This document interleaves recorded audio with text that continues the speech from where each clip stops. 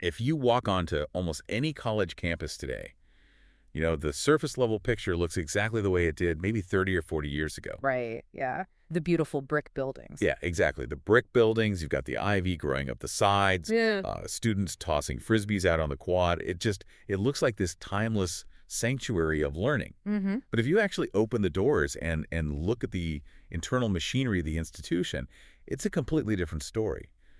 The people teaching those classes are increasingly functioning like Uber drivers. Oh, it's true. Like they're literally gig workers, just kind of cobbling together shifts, struggling to pay rent, and they have zero job security. Yeah, it is a profound optical illusion. What we think of as the traditional university experiences, well, in a lot of places, it's completely hollowed out behind the scenes. Exactly. And that optical illusion is our mission for today's deep dive. We are unpacking this massive identity crisis happening right now in American higher education. Yeah, it's huge. Because whether you are a student trying to navigate this system, or a parent writing those agonizingly large tuition checks, or even an alum getting those relentless fundraising calls, right? Oh, yeah, they never stop. They really don't. Or really just someone who cares about the future of critical thinking in our society, you need to understand what is happening here. We've got a fascinating, just incredibly comprehensive research paper by Jonathan H. Westover in front of us. It is comprehensive. It really is. It's titled The Corporatization Crisis, Reclaiming Mission and Humanity in American Higher Education. And okay, let's unpack this, because we're going to figure out how these centuries-old institutions quietly transformed into corporate entities. We'll look at the very real human cost of that shift, and thankfully, the evidence-based blueprints that some colleges are actually using to save themselves. If we connect this to the bigger picture, we have to realize this isn't just your standard conversation about tuition costs going up. We hear about inflation and tuition all the time, right? Yeah, the standard complaint. Exactly. But this research points to a fundamental structural shift in the actual purpose of education. For generations, universities served as these engines of social mobility. They were generators of critical inquiry. But now, the underlying operating system has changed. Many of them are functioning more like mid-level corporations than actual centers of learning. So let's start with the central concept here, which is corporatization. Because when I first read that term in the research, my mind immediately went to like a Wall Street buyout. Like, did a private equity firm swoop in and purchase the local state university? Yeah. But the paper is very clear that this is not what is happening at all. Right. That is a crucial distinction to make right out of the gate. What you're describing is privatization. That's literally transferring the ownership of a public good to a private for-profit company. Okay. Corporatization is something much more insidious because it happens from the inside out, while the institution technically remains public or nonprofit. Interesting. Yeah, it is an internal, cultural, and operational shift. So the state university is still the state university on paper. Exactly. But internally, it's the wholesale adoption of business practices, market logic, and these corporate governance structures in the everyday decision-making of the school. Right. It treating students purely as consumers and treating education purely as a consumer product. Which fundamentally changes how the institution is managed. I mean, the paper talks about this concept of the all-administrative university. What does that actually look like in practice? Well, it looks like a massive shift in power. Historically, universities were governed by the faculty, the people actually doing the teaching and the research. The professors. Right. But in the corporatized model, professional managers and administrators increasingly displace the faculty. And these administrators often come from corporate backgrounds, not academic ones. Wow. So the strategic decisions about what to teach, how to teach, and what to fund, they become completely detached from academic considerations. You start seeing this cost center logic. A cost center logic, meaning what? That a department has to basically prove it makes money. Precisely. Academic departments suddenly have to justify their existence purely through revenue generation. Oh, man. Yeah. If you run a robotics lab that brings in millions in corporate grants, you are a valuable asset. Yeah. But if you run a comparative literature department that just teaches students how to read critically and think deeply, well, in a corporate model, you don't generate immediate quantifiable revenue, so you become a liability. You're just a cost on a spreadsheet. A cost to be minimized, yes. It makes me think of a hospital. Is this like a hospital where, over the course of a decade, suddenly there are twice as many managers tracking patient turnaround metrics on spreadsheets as there are actual doctors and nurses treating the patients. That is a remarkably accurate analogy for what has happened to higher education. And the statistics in the research back your hospital analogy up perfectly. Really? Yeah. If we look at the period between 1976 and 2018, the number of administrative positions at universities grew by an astounding 164%. Over 150% growth just for administration. Yes. That is insane. What about the actual teachers? During that exact same period, full-time faculty positions increased by only 92%. And keep in mind, student enrollment grew by 78% during that time. So wait, the administrative bloat vastly outpaced the growth of both the student body and the educators. By a wide margin. So the layer of middle management is expanding twice as fast as the actual people providing the education. But it's not just that there are fewer full-time professors relative to the administrators, right? Like, the actual type of professor has changed. Yes, and this is where the corporatization really hits the ground.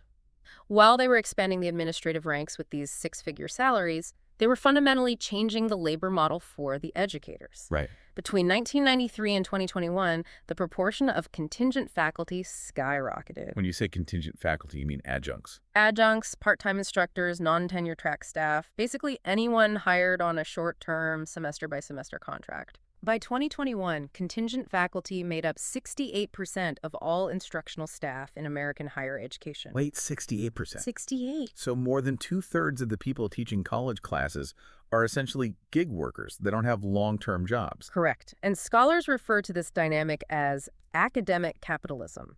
It has this market-like behavior where universities fiercely compete for external revenues, and to maximize their margins, they minimize their labor costs. So they just hire armies of adjuncts. Exactly. And to control this massive rotating workforce of gig workers, the administrators implement heavy corporate accountability mechanisms, standardized assessments, performance dashboards, really rigid syllabi. Because if you have a rotating cast of gig workers, you can't trust them to design a unique, brilliant course.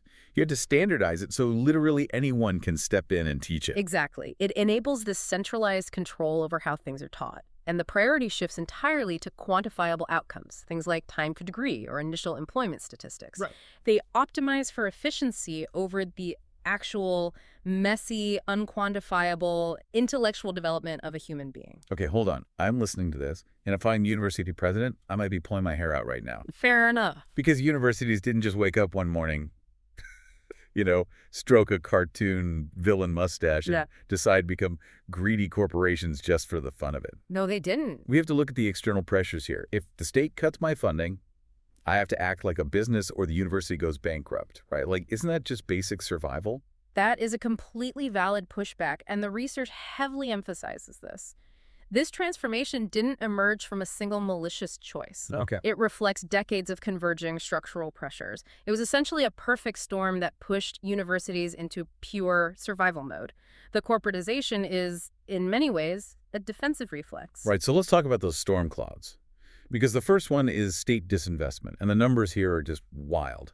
What exactly happened to public funding? Did it just not keep up with inflation or what? It was far worse than that. It was a structural abandonment by state legislatures. Abandoned. Yeah.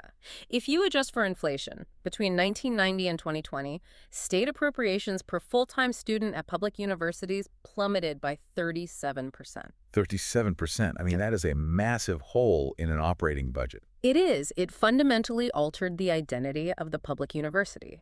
They went from being truly state-supported institutions where the taxpayer covered the bulk of the cost to educate a citizen to being merely state-assisted. Right.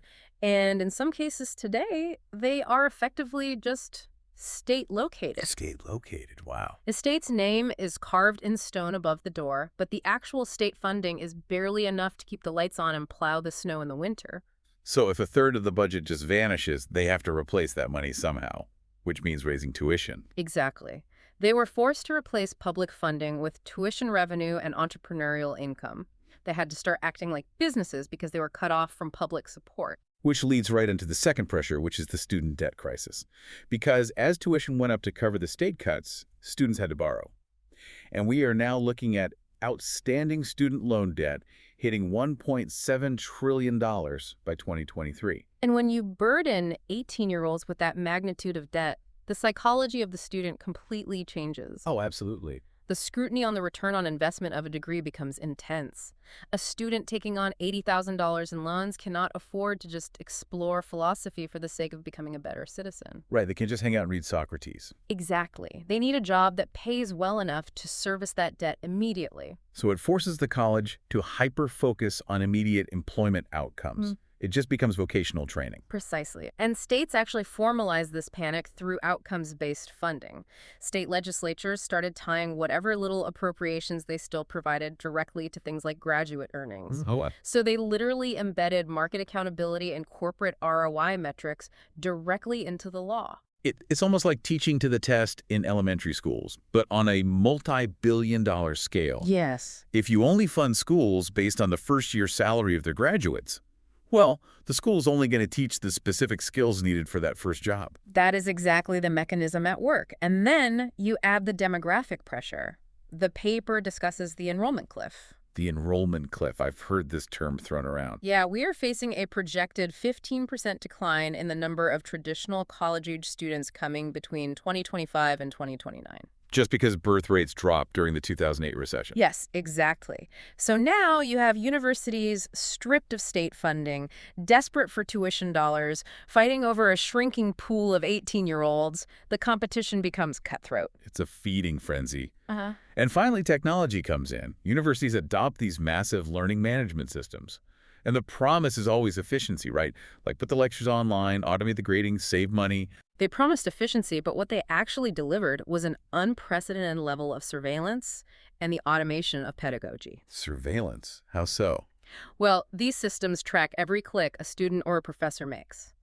It displaces human interaction with algorithmic management, which raises a really fundamental question. If you optimize teaching to be delivered and graded by a machine, what exactly are you optimizing for? You're optimizing for information delivery, not actual wisdom or, critical thinking. Right. But going back to my pushback earlier, with all these pressures, the 37% funding cut, the enrollment cliff, the debt crisis, are all universities equally guilty of this corporate shift? Or is this survival mode only happening to specific schools? The research makes a crucial distinction here. The pressures do not affect everyone equally. Your elite research universities, the Ivy Leagues, the massive flagship state schools with multi-billion-dollar endowments. The ones that have more money than some countries. Right. They aren't in existential danger. They experience corporatization mostly through research commercialization and administrative bloat. They have a cushion. So they can afford to be inefficient in the name of academia. Exactly. But regional public universities, small, private, liberal arts colleges, they face immediate, brutal survival pressures. Yeah. There is very limited space for them to resist market logic when bankruptcy is literally knocking on the door. Between 2010 and 2020, 50% of liberal arts colleges saw severe enrollment declines. 50%. And I think the paper mentioned that humanities majors dropped by 30% in roughly that same time frame. Yes. It's a massive shift away from the liberal arts. So what does this all mean for the people actually walking around on these campuses? Because you talked about the structural pressures, the budgets, and the algorithms, but I want to get down to the human cost. Who is actually paying the price for this corporate survival strategy? It's the stakeholders. The faculty, the students, the staff, is everyone involved in the actual act of education. Let's start with the faculty, particularly those contingent gig workers we talked about earlier. The corporatization model has created a state of what the researchers call pervasive precarity. Pervasive precarity. Let's ground that in reality. What is the day-to-day life of an adjunct professor right now? It is a life of constant hustle and profound economic anxiety.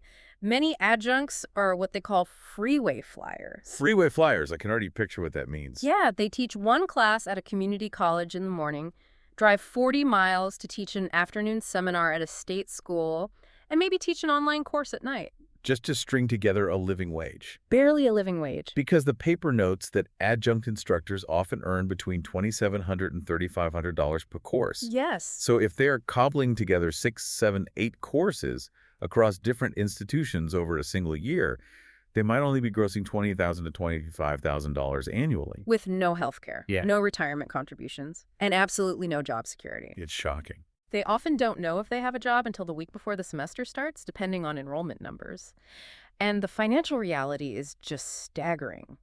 According to a 2020 report by the American Federation of Teachers, 31% of adjunct faculty rely on public assistance programs. Wait, 31%? Yes, nearly a third. These are highly educated professionals, often with PhDs, tasked with shaping the minds of the next generation, and a third of them are on food stamps or Medicaid. That is deeply unsettling. It is. And the psychological toll of this economic precarity is substantial. Research consistently shows that contingent faculty experience significantly higher rates of anxiety, depression, and chronic stress compared to their tenure-track counterparts. I mean, how could you not? Right. They have no office space, they are grading papers in their cars, and they are utterly exhausted. There's a specific story in the source material that it stopped me in my tracks. It is the story of Margaret Mary Vojko. And it really puts a human face on these statistics. It's a tragic, sobering reality that the paper highlights to show the profound human cost of this system. She was an adjunct instructor who taught French at Duquesne University for 25 years. We aren't talking about someone who just popped in for a semester or two. Yeah. A quarter of a century teaching in a prestigious institution. And the source notes she died in 2013, completely impoverished. Her story actually catalyzed national attention to adjunct working conditions. After decades of service, she was earning virtually nothing, had zero benefits, and couldn't even afford the electricity in her home while she was undergoing cancer treatments. It's heartbreaking. She was a dedicated educator who spent her whole life in the classroom, and she died in absolute destitution. So what does this all mean? It is horrifying, Yeah. and it exposes the complete lack of reciprocity in the corporatized model. The institution extracted 25 years of labor from her at a discount and took absolutely no responsibility for her well-being. None. And you have to ask, how does that environment impact the students? Right, because the students are bearing a massive burden here, too. We talked about tuition rising 180% beyond inflation since 1980. Yes. So to afford that, students aren't just studying. The research shows 40% of undergraduates are now working more than 30 hours a week while going to school full-time. And the research directly links that workload to reduced course completion, diminished learning outcomes, and lower graduation rates. Makes perfect sense. It is a biological reality.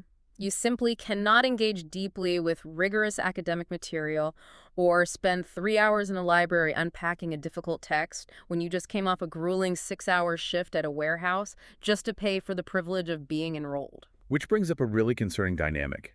If the university treats these exhausted, overworked students as customers, and the administrators demand that professors keep the customers happy, doesn't that incentivize the college to just water everything down? Oh, absolutely. I mean, if the customer is always right and the customer is stressed and sleep-deprived, you don't challenge them. You just give them an easy A. That is exactly the perverse incentive structure at play here.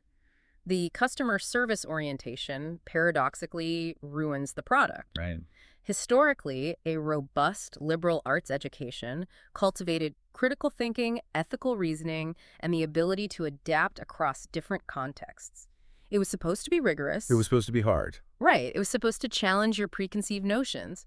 But when customer satisfaction matters more than intellectual development, you get immense grade inflation and a systematic discouraging of academic challenge. So students are paying infinitely more, working much harder outside of class to afford it, but potentially getting far less actual intellectual development inside the classroom. Exactly. Because the focus has narrowed so heavily to vocational training, just satisfying those outcomes-based metrics of getting the student their first job, the students actually lose long-term career flexibility.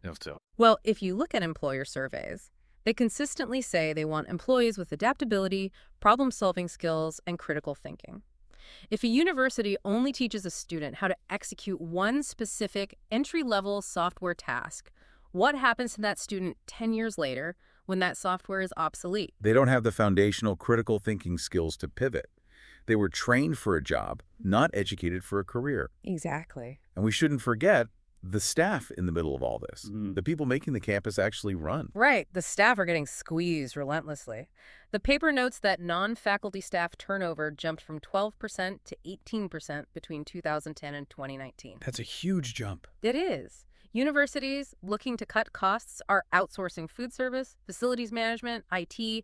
They're bringing in third-party corporate vendors, And I'm guessing those vendors don't pay as well? which results in lower pay, stripped benefits, and evaporated job security for the local workers, driving up stress across the board. The phrase the scholars use for all this is academic anomie, the breakdown of shared norms. Education stops being a community focused on intellectual growth and just becomes a cold, transactional exchange of money for a credential. And that anomie is exactly what makes the university feel so different today, even if the ivy on the buildings looks the same.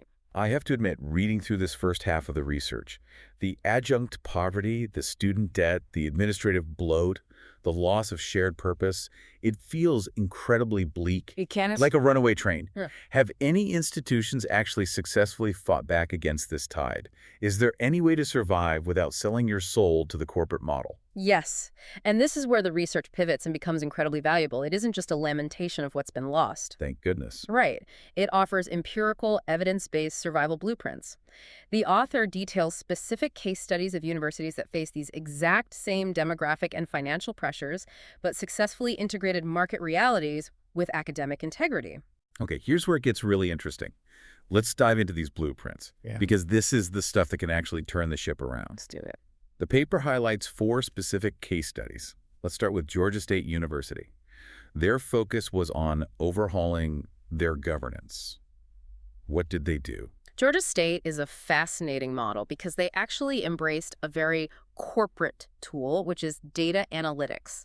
They implemented predictive analytics to track student success. Okay. The system monitored hundreds of risk factors to identify when students were struggling academically, when they had financial holds on their accounts, or if they were taking courses out of sequence. But wait, earlier we said data tracking and surveillance was part of the corporatization problem. Why did it work here? The key difference was who owned the data and how it was used.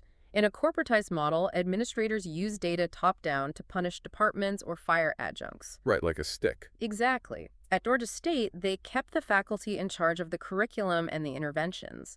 Faculty-led task forces designed how the analytics would be deployed. So when an alert goes off that a student is failing, it's not a metric to penalize the professor. It is a tool for the professor to actually reach out and help the student. Precisely. They maintained distributed leadership, and the results were staggering. Over a roughly 2-decade period, their overall graduation rates increased by 23 percentage points. 23 points, that's massive. And even more impressively, they completely eliminated racial and income achievement gaps. Wow. So they proved that data-driven accountability doesn't have to be top-down corporate surveillance. When educators actually own the tools, they use them to educate better. Exactly. It creates sustained buy-in. Now that solves the graduation metric, but it doesn't solve the financial crunch. For that, the paper points to Purdue University. Right. Purdue's blueprint was focused on staffing and finance. And their big claim to fame is almost unbelievable in today's landscape. They froze base tuition for 14 consecutive years. 14 years. For Indiana residents, tuition stayed under $10,000 a year for over a decade. But my immediate question is how? If someone still has to pay to keep the lights on, how do you freeze tuition without bankrupting the school or firing all the full-time professors? That is the genius of the Purdue model. They didn't achieve the freeze by exploiting contingent labor or replacing professors with adjuncts. In fact, during that same 14-year period, they gave their faculty 2 to 2.5% annual raises. So wait, they lowered the cost for students and raised the pay for teachers? How is that mathematically possible? Through genuine operational efficiencies, not academic cuts. Okay. They consolidated software licenses. They streamlined procurement processes so departments weren't all buying things separately at a markup. They trimmed the actual mid-level administrative bloat. Oh, they cut the administration. They did. They also focused on strategic program prioritization and increasing their overall enrollment strategically. So they cut the corporate fat, not the academic muscle. Exactly. They proved that financial sustainability does not require exploiting your workforce. They continue to view faculty compensation as a necessary investment in the university's capability, rather than treating faculty as a cost center to be minimized. That makes a lot of sense. Yeah. Then there's Arizona State University, ASU. Their blueprint was massive mission expansion. Yes. Under President Michael Crow, they scaled up enormously, going from roughly 57,000 students to over 150,000 students. Now, usually, When a school triples in size that fast, quality falls off a cliff. Right. Class sizes balloon to 500 people, and they hire an army of adjuncts to cover the load. Right. That is the standard corporatization playbook for scaling. Yeah. But ASU actively resisted that. They leaned heavily into programmatic innovation, hybrid models, online options. But they maintained their academic rigor and, crucially, their substantial investment in full-time faculty ratios. How do you manage that philosophically? Sure. Tripling your student body without becoming a diploma mill. By fundamentally changing their metric of success. For decades, elite universities measured their prestige by exclusivity. How many people they rejected. Right. The lower the acceptance rate, the better the school. Exactly. ASU explicitly committed to measuring their success not by whom they exclude, but by whom we include and how they succeed. Wow. It is a paradigm shift, redefining access without abandoning research excellence. I love that. Measuring success by who you include.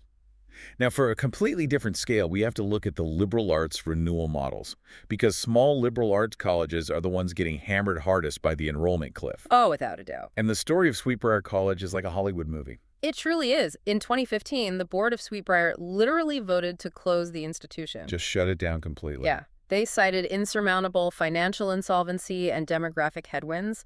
They were going to shut the doors and sell off the assets. It looked like the absolute end. But the alumni refused to accept it.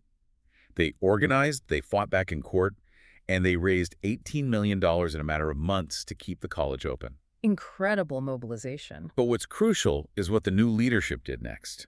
Because when you are that close to bankruptcy, the temptation is to panic, drop your identity, and just become a generic vocational training school to attract anyone with a pulse. Right. The panic reflex is to dilute your brand to try and be everything to everyone. Yeah. But under their new leadership, Sweetbriar did the exact opposite. They leaned heavily into their specific historical identity. They restructured their entire curriculum around 21st century women's leadership. So they didn't run away from what they were. No. They modernized, yes, but they rooted it in their liberal arts core. They right-sized their faculty and staff collaboratively, and within 5 years, they were being recognized nationally for their innovation. That's amazing. And Colby College did something very similar. They're a small liberal arts college, under 2,000 students. And they achieved financial sustainability by articulating a fiercely distinctive value proposition. Yes.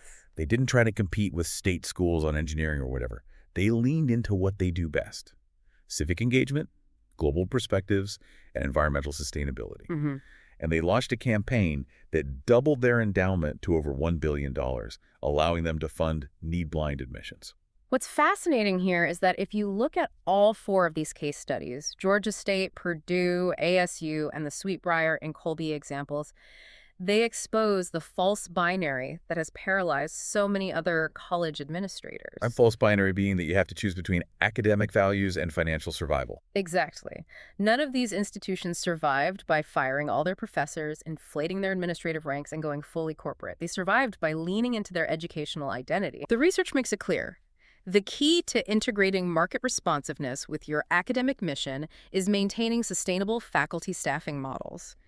The American Association of University Professors recommends that universities aim for 75% secure appointments, whether that's tenure track or long-term multi-year contracts. Because you simply cannot have a stable, resilient institution if 68% of your workforce is living semester to semester, terrified of losing their healthcare. You cannot build long-term excellence on a foundation of short-term precarity. It just doesn't work. It doesn't. But copying these blueprints requires more than just changing the math on a budget spreadsheet. It requires changing the entire psychological foundation of the university, which brings us to the final and perhaps most difficult piece of the puzzle. Rebuilding the foundation. Exactly. The paper talks extensively about recalibrating the psychological contract. I want to dig into that. What was the old psychological contract of academia, and how do we rebuild it? The old psychological contract was a very specific, understood trade-off. From the faculty side, they accepted lower financial compensation than they could make in the private sector. Right. In exchange, the university gave them intellectual freedom, robust job security through tenure, and professional autonomy over their classrooms. And from the student side? Students accepted rigorous, sometimes uncomfortable intellectual challenge in exchange for a transformative education and a credential that held genuine weight in society. But the corporatization era, Shattered that contract completely. It broke it on both ends. Faculty lost their autonomy and their job security, but they kept the low pay. The worst of both worlds. Truly.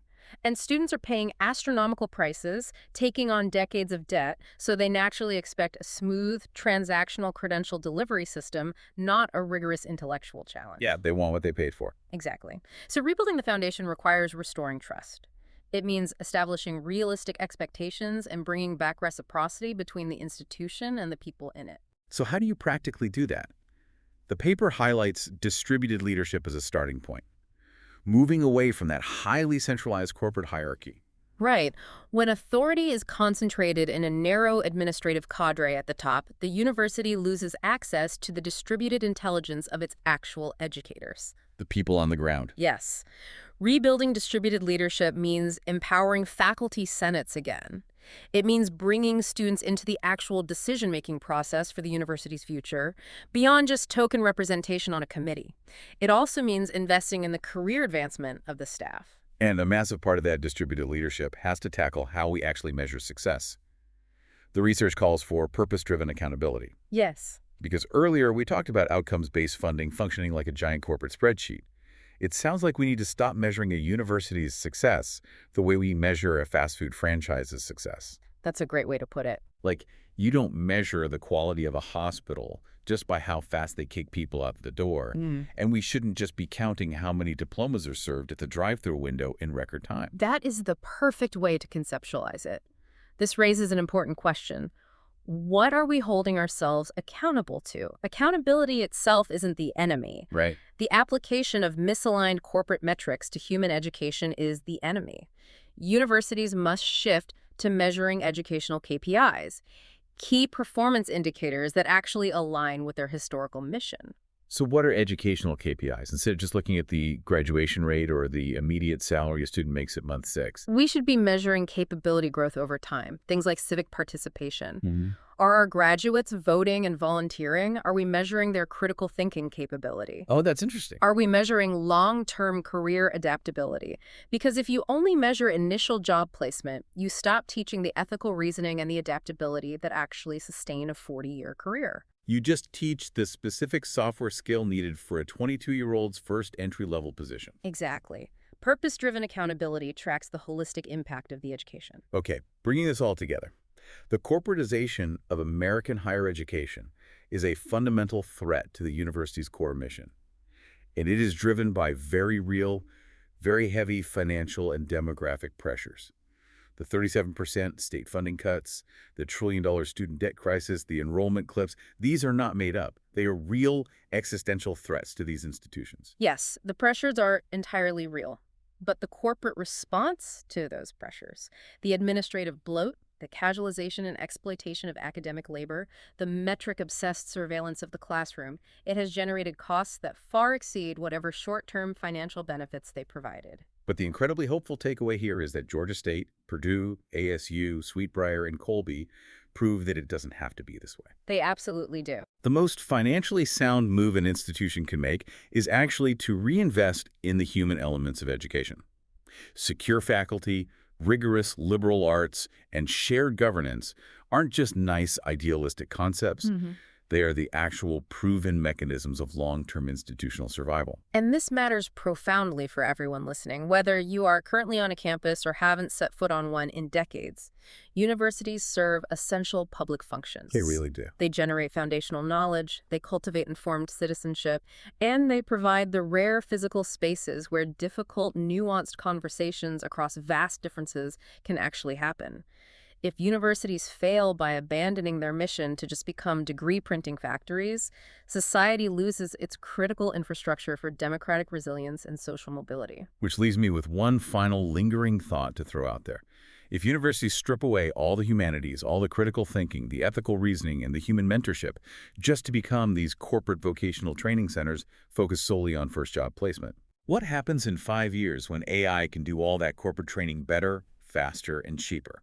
By abandoning their human intellectual core to act like a business, did the corporatized university just guarantee its own obsolescence? That is a brilliant and deeply unsettling question. If all an institution offers is efficient information transfer and basic skill training, it will inevitably lose to the algorithm. The uniquely human elements of education are the only things that cannot be automated.